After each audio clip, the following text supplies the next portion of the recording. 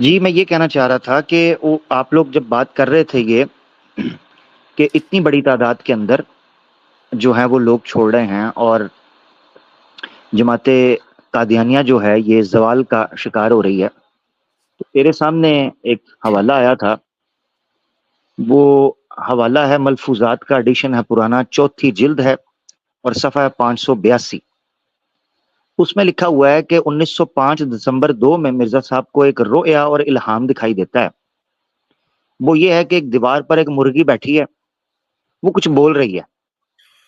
مرزا صاحب کہتے ہیں سب فکرے مجھے یاد نہیں ہے، مگر آخری فکرہ جو یاد رہا تھا وہ یہ تھا ان کنتم مسلمین، اگر تم مسلمان ہو. اس کے بعد وہ کہتا ہے میں بیدار ہو گیا.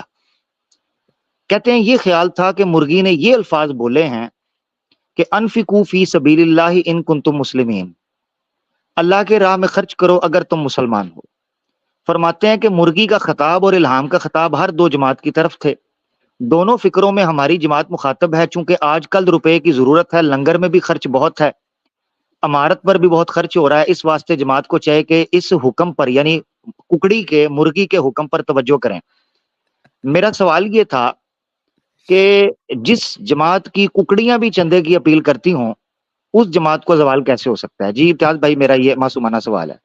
یار کیا بات ہے، کیا بات ہے عامر بھائی۔